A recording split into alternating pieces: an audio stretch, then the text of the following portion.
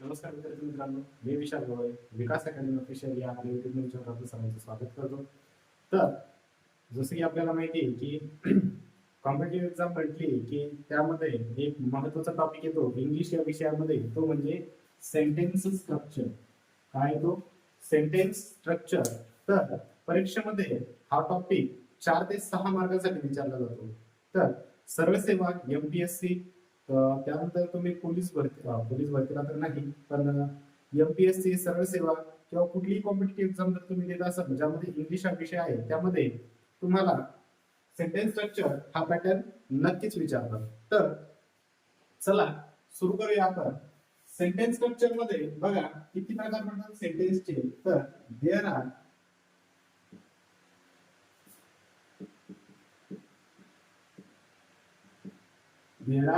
4 types of sentence. किती? 4 प्रकारचे काय याच्यामध्ये सेंटेन्स आहे. त्यामध्ये पहिला सेंटेन्स बघा, पहिला सेंटेन्स आहे सिंपल सेंटेन्स,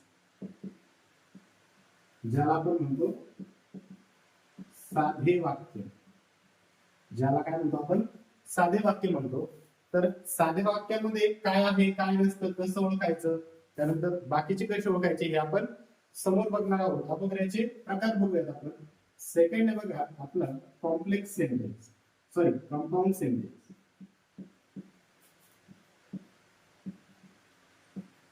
काय आपलं कंपाऊंड सेंटेन्स? कंपाऊंड सेंटेन्स म्हणजे काय मराठीमध्ये याला काय म्हणतात? तर संयुक्त वाक्य. काय म्हणतात त्यांना? संयुक्त वाक्य म्हणतात. त्यानंतर 3 नंबरला आहे बघा आपला कॉम्प्लेक्स सेंटेन्स. कॉम्प्लेक्स सेंटेन्स म्हणजे काय? मिश्र वाक्य. आणि चौथा टाइप आहे आपला कंपाऊंड कॉम्प्लेक्स सेंटेन्स. म्हणजेच काय मराठीमध्ये म्हणून आपल्याला संयुक्त मिश्र वाक्य. तर जसं की तुम्ही बघताय किती प्रकार पडले आपले वाक्याचे. सेंटेन्सचे प्रकार किती आहेत? 4. Simple sentence, compound sentence, complex sentence आणि कंपाऊंड कॉम्प्लेक्स सेंटेन्सेस. आता हे सर्व काही आपल्याला ओळखायचे, हे कसे ओळखायचे, याची पद्धत कशी ओळखण्याची, किंवा कोणते कंजक्शन आल्याने किंवा कोणते वर्ब आल्याने आपण यांना ओळखू शकतो, तर यामध्ये आपण समोर हे बघूया. तर त्यानंतर बघा आपण बघूया फर्स्ट टाइम, आणि तो म्हणजे कोणता आहे आपला सिंपल सेंटेन्स. कोणता आहे? सिंपल सेंटेन्स, ज्याला आपण मराठीमध्ये म्हणत असतो साधे वाक्य. मग तुम्ही म्हणणार की सर साधे वाक्य ठीक आहे, ओके समजला, मला साधे वाक्य हा एक प्रकार आहे, पण याला ओळखायचं कसं? जर क्वेश्चन आला तुम्हाला सिंपल सेंटेन्स ओळखा एखाद्या एक्झाम मध्ये, तर कसं ओळखणार? तर बघा तुम्हाला ज्याही वाक्यामध्ये एक वर्ब आणि एक काय दिसेल तुम्हाला? मेन क्लॉज दिसेल. काय दिसेल? Main clause. याला आपण काय म्हणत असतो?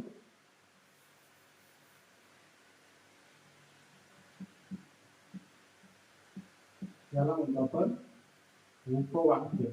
काय म्हणतो आपण याला?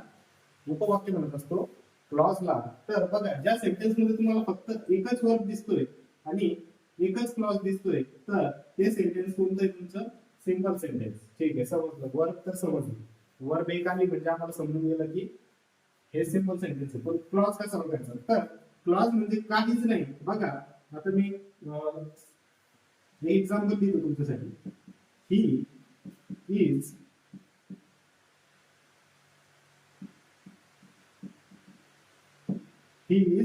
संजय. मग याच्यामध्ये लक्ष द्या, हा ही आणि हा काय आला? इज. ही काय आपला सब्जेक्ट आहे आणि इज काय आपला वर्ब आहे. मग क्लॉज म्हणजे काहीच नाही, सब्जेक्ट प्लस वर्ब यांचं कॉम्बिनेशन म्हणजेच आपला क्लॉज. लक्षात ठेवा काय म्हणतोय मी, की ज्या वाक्यामध्ये तुम्हाला सब्जेक्ट आणि वर्ब यांचं कॉम्बिनेशन मिळेल ते काय असतं आपला, तो असतो आपला क्लॉज असतो.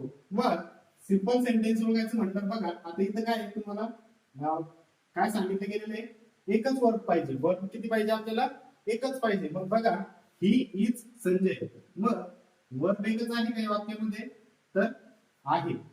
वर्ब कशी आपली एकच वर्ब आहे आणि त्यानंतर क्लॉज एकच क्लॉज आहे. म्हणजेच काय, सब्जेक्ट प्लस वर्ब दोन वेळेस आहेत काय सेंटेन्स मध्ये, नाही, ते फक्त एकच वेळेस आहे. त्यामुळे आपला हा काय झाला, सिंपल सेंटेन्स. दुसरं एक वाक्य देऊ आपण, Ram is playing cricket.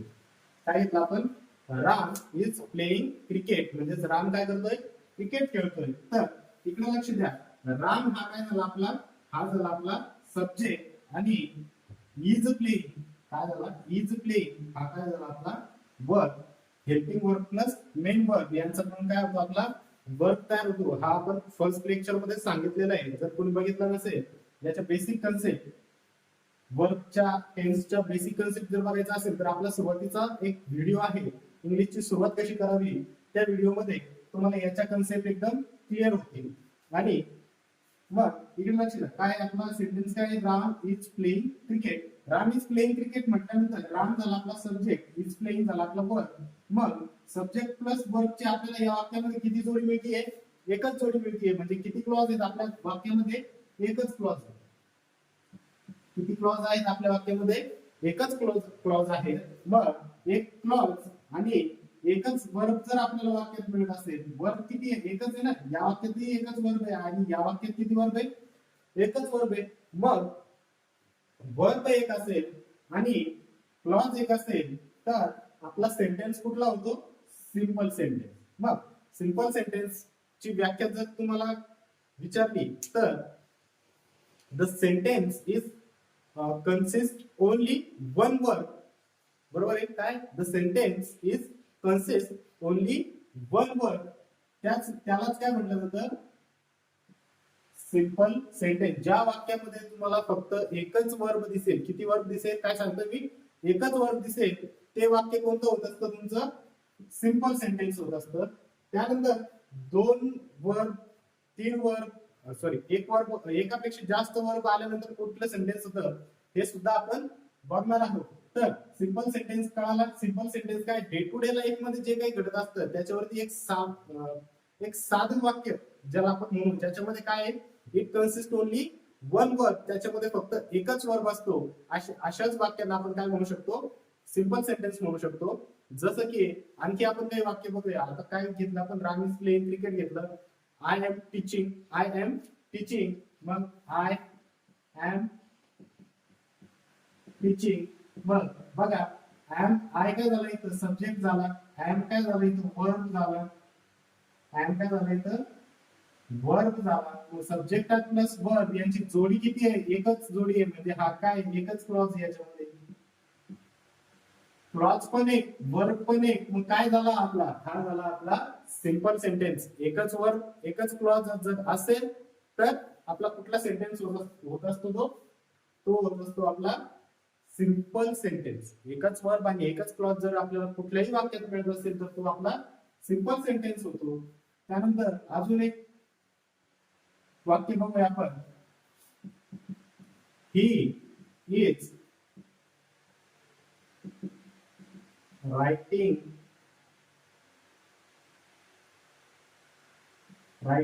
A book. काय घेतलं आपण, he is writing a book. मग बघा ही काय झाला आपला, हा झाला आपला इथं सब्जेक्ट. ही काय झाला, सब्जेक्ट. त्यानंतर इज रायटिंग, इथं वर्ब कुठले कुठले आपले, एकच वर्ब आहे का याच्यामध्ये, नाही, सॉरी एकच वर्ब आहे का, तर हो एकच वर्ब आहे. पण एक वर्ब कशी तयार झालेली आहे, helping verb plus main verb. कशी तयार झाली आपली, एक verb, helping verb plus main verb यांची मिळून काय झाली, आपला सिंगल वर्ब तयार झाली. आणि वर्ब आणि सब्जेक्ट प्लस वर्ब यांची किती जोडी या वाक्यामध्ये, किती. तर दुसरी टाईप सुरू करूया आपण. दुसरी टाईप कोणती आपली, कंपाऊंड सेंटेन्स. मग कंपाऊंड सेंटेन्सला मराठीमध्ये काय म्हणतो आपण? संयुक्त वाक्य म्हणत असतो. काय म्हणतो? संयुक्त वाक्य म्हणत असतो. मग संयुक्त वाक्य कसं ओळखायचं? तर सर्वात अगोदर बघा, ज्या वाक्यांमध्ये तुम्हाला कोऑर्डिनेटिंग कंजक्शन दिसेल, काय दिसेल? कोऑर्डिनेटिंग कंजक्शन हे जर तुम्हाला दिसत असेल तर ते कोणतं आहे तुमचं? Compound sentence. आणि या सेंटेन्स मध्ये बघा काय असतात? दोन मेन क्लॉज असतात. किती असतात? दोन मेन क्लॉज. सिंपल सेंटेन्स मध्ये किती बघितलं आपण? मेन क्लॉज एकच होता. क्लॉज किती होता? सिंपल मध्ये एक होता. आणि ज्यावेळेस आपण कंपाऊंड बघतोय तर कंपाऊंड सेंटेन्स मध्ये दोन मेन क्लॉज येतात. किती येतात? दोन मेन क्लॉज असतात. मग हे तर समजलं, दोन मेन क्लॉज. मग कोऑर्डिनेटिंग कंजंक्शन कोणकोणते? तर बघा, ज्या वाक्यामध्ये but, also, nor, yet, for, and, or, so, only, काय सांगतोय मी? But, also, nor, yet, for, and, or, so आणि ओनली. हे कोऑर्डिनेटिंग कंजंक्शन तुम्हाला ज्या वाक्यांमध्ये दिसत असेल, काय? हे कोऑर्डिनेटिंग कंजंक्शन तुम्हाला ज्या वाक्यांमध्ये दिसत असेल किंवा ज्या सेंटेन्स मध्ये दिसत असेल तर ते सेंटेन्स कुठले असतात? तुझे कंपाऊंड सेंटेन्सेस असतात. कोणते असतात ते? तुमचे कंपाऊंड सेंटेन्स असतात. मग एक वाक्य बघूया आपण. आणि या वाक्यामध्ये किती क्लॉज असतात? दोन मेन क्लॉज असतात. सिंपल मध्ये एक मेन क्लॉज होता आणि त्याच्यामध्ये सिंपल होता आपल्याला की एकच वर्ब एक मेन क्लॉज, आपला सिंपल सेंटेन्स तयार झाला.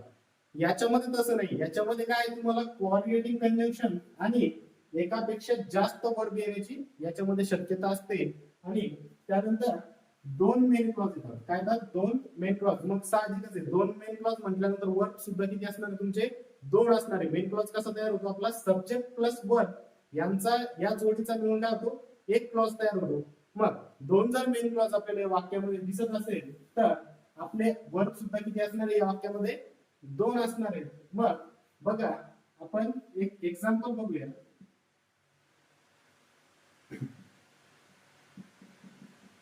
I like reading, but my sister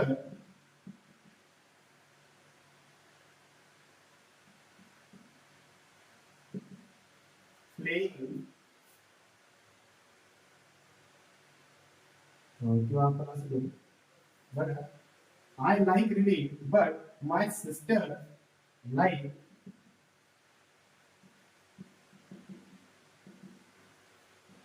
writing.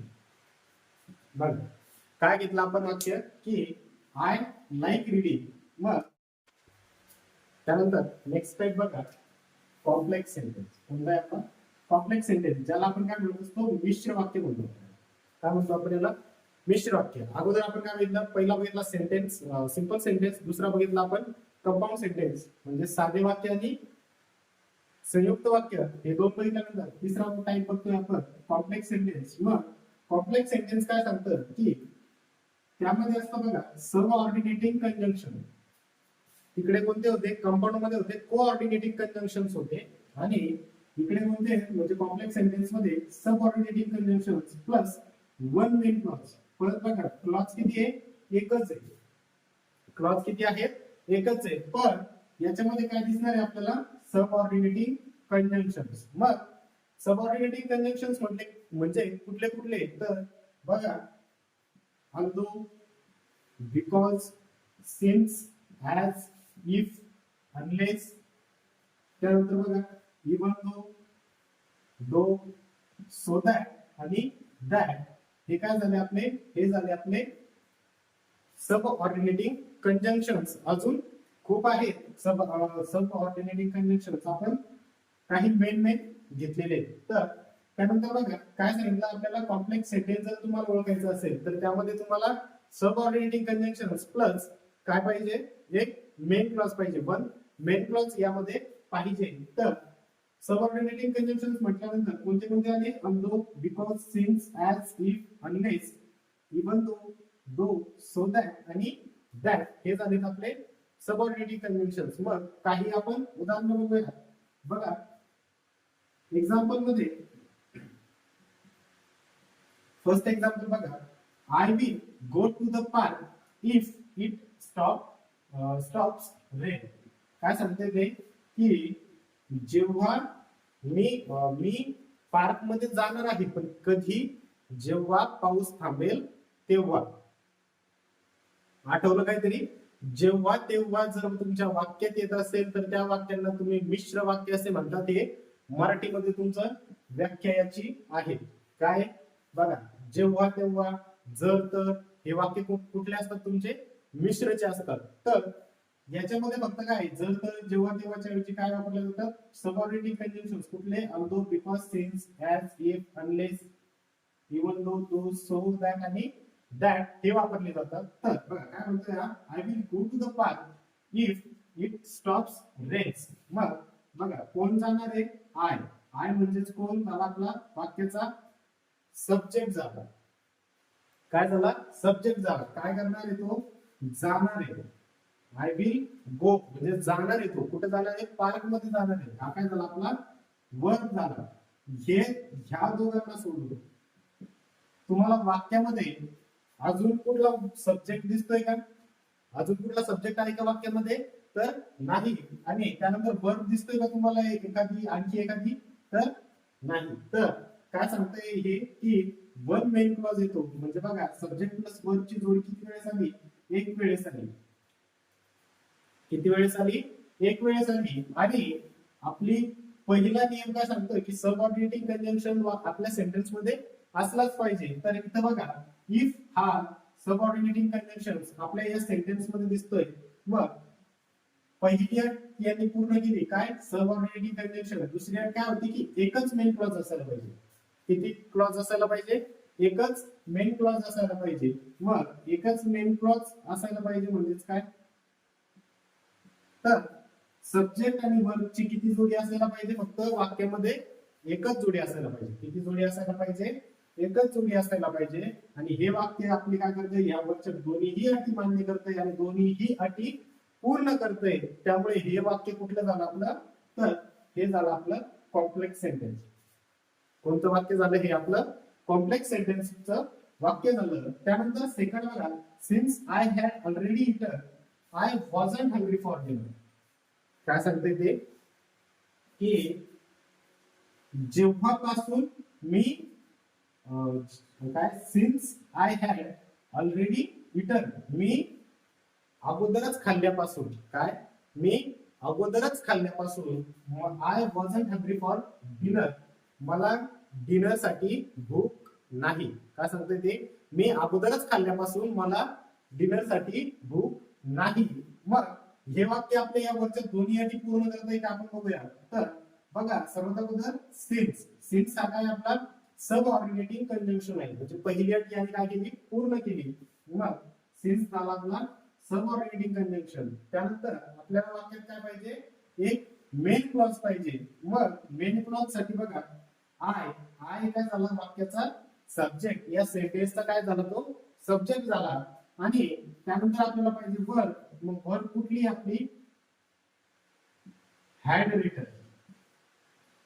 Already ही वर्ब नाही, ऑलरेडी त्याच्यामध्ये आलेलं आहे, पण आपली वर्ब कोणती आहे? तर had plus eaten. Had eaten. जर तुम्ही फर्स्ट लेक्चर जर बघितलं असेल तर फर्स्ट लेक्चर मध्ये हॅड रिटन. हॅड कुठला येतो आपला? हा हॅड आहे आपला, सॉरी पास्ट मधला आहे. हॅड कुठला आहे? पास्ट मध्ये. आणि V3 म्हणजेच काय? To have plus V3. To have plus V3 म्हणजे काय? एनी परफेक्ट टेन्स होतो. एनी कोणता झाला इथं? हॅड हा कुठला आहे? हॅड आपला पास्ट आहे. पास्ट असल्यामुळे हा कोणता झाला आपला? पास्ट परफेक्ट टेन्सचं वाक्य आहे. कुठलं वाक्य आहे आपलं? पास्ट परफेक्ट टेन्सचं वाक्य आहे. मग हे सध्या राहू द्या बाजूला. तर आपली वर्ब कोणती आहे? Had eaten. हॅड इटन ही काय झाली? आपली वर्ब झाली. मग सब्जेक्ट प्लस वर्ब यांची जोडी किती आहे वाक्यामध्ये? तर एकच जोडी असल्यामुळे हे वाक्य आपली दुसरी अट पण मान्य करते. काय मान्य करते? की एकच मेन क्लॉज असायला पाहिजे. मग सब्जेक्ट प्लस वर्बची एक जोडी म्हणजे एकच मेन क्लॉज या सेंटेन्स मध्ये आहे. मग I will go to the park if. If वाक्यामध्ये आला, लगेच डोळे बंद करून तुम्ही वाक्य सांगू शकता. कधी कधी काय करतात? वाक्य सारखे देत असतात, कधी कधी या वाक्यांमध्ये ते काय करतात, इफ तर देतात, त्यानंतर सब्जेक्ट प्लस वर्ब काय करतात, यांच्या दोन जोड्या देऊन टाकतात. वाक्य सेम असतं, कधी कधी त्या वाक्यांमध्ये सब्जेक्ट प्लस वर्बचे दोन मेन क्लॉज देऊन टाकतील किंवा वर्बचे फॉर्म जास्त देतील. त्यानंतर असे काही असल्यानंतर आपण काय करायचं, आपल्याला माहिती की कॉम्प्लेक्स सेंटेन्स जर आपल्याला ओळखायचं असेल तर सब्जेक्ट प्लस वर्ब यांची एकच जोडी म्हणजे एकच मेन क्लॉज असला पाहिजे आणि त्यामध्ये आपल्याला काय दिसला पाहिजे, तर आपल्याला त्यामध्ये दिसलं पाहिजे सबऑर्डिनेटिंग कंजंक्शन्स. ठीक आहे. त्यानंतर समोरचा टाइप आपण बघूया. तर समोरची टाइप बघूया आपण, ती म्हणजे कोणती, complex sentence, compound complex sentence. मग कंपाऊंड कॉम्प्लेक्स सेंटेन्स म्हणजे काय, संयुक्त मिश्र वाक्य. अगोदर सर्वात अगोदर आपण बघितलं सिंपल सेंटेन्स, त्यानंतर आपण बघितला कंपाऊंड सेंटेन्स, त्यानंतर बघितला कॉम्प्लेक्स सेंटेन्स आणि आता बघतोय आपण कंपाऊंड कॉम्प्लेक्स सेंटेन्स. कोणता बघतोय, कंपाऊंड कॉम्प्लेक्स सेंटेन्स म्हणजेच काय, संयुक्त मिश्र वाक्य. मग याच्या काय अटी आहेत बघा, म्हणजे जर आपल्याला प्रश्न जर आला तर कंपाऊंड कॉम्प्लेक्स सेंटेन्स ओळखा, तर कशा पद्धतीने ओळखायचा, तर सर्वात अगोदर लक्ष द्या, त्या वाक्यामध्ये तुम्हाला कोऑर्डिनेटिंग कंजंक्शन दिसून येईल. काय दिसून येईल, कोऑर्डिनेटिंग कंजंक्शन प्लस सब ऑर्डिनेटिंग कंजंक्शन दिसून येईल. काय दिसून येईल तुम्हाला, सब ऑर्डिनेटिंग कंजंक्शन दिसून येतील. त्यानंतर त्या वाक्यामध्ये तुम्हाला दोन इंडिपेंडेंट क्लॉज म्हणजे जे क्लॉज किंवा जे उपवाक्य एकमेकांवर आधारित राहणार नाही असे दोन इंडिपेंडेंट क्लॉज आणि एक dependent clause, one dependent clause तुम्हाला या वाक्यांमध्ये दिसणार आहे. मग ज्या वाक्यांमध्ये तुम्हाला या तीन गोष्टी दिसतील, कोऑर्डिनेटिंग कंजंक्शन, सबऑर्डिनेटिंग कंजंक्शन आणि two independent clause plus one dependent clause, हे ज्या सेंटेन्स मध्ये तुम्हाला दिसेल ते सेंटेन्स कुठलं असेल तुमचं, ते असेल तुमचं compound sentence, compound complex sentence. तर चला याच्या आपण काय करूया, एक्झाम्पल बघूया. तर सर्वात अगोदर बघा, आफ्टर आय फिनिश वर्क, काय, मी काम संपवण्याच्या अगोदर. ठीक आहे. बघा समोर बघा, I will go to the gym and I will meet my friend for dinner. मग तुमचं पहिली एक काय सांगताय, कोऑर्डिनेटिंग कंजंक्शन. बघा कोऑर्डिनेटिंग कंजंक्शन दिसतंय का, तर दिसतंय. अँड हे काय आपलं कोऑर्डिनेटिंग कंजंक्शन आहे. त्यानंतर सेकंड काय सांगताय, सबऑर्डिनेटिंग कंजंक्शन. मग काय सबऑर्डिनेटिंग कंजंक्शन मध्ये काय, आफ्टर. आफ्टर हे काय झालं आपलं सबऑर्डिनेटिंग कंजंक्शन झालं. मग आता महत्वाचं म्हणजे two independent clause plus one dependent clause हे कसं ओळखणार, तर बघा आफ्टर आय फिनिश वर्क, मी माझं काम संपवण्याच्या अगोदर, मी माझं काम संपवण्याच्या अगोदर. मग काहीतरी तरी केलं असतं मी अगोदर, म्हणजे माझं हे वाक्य कुठल्या तरी एका वाक्यावर काय डिपेंड आहे. हे वाक्य काय माझं, हे एवढं छोटं जे माझं वन क्लॉज, हा जो क्लॉज आहे तो एका कुठल्या तरी क्लॉज वर काय डिपेंड आहे. म्हणून हा जर काय झाला आपला, हा झाला आपला वन डिपेंडेंट क्लॉज झाला.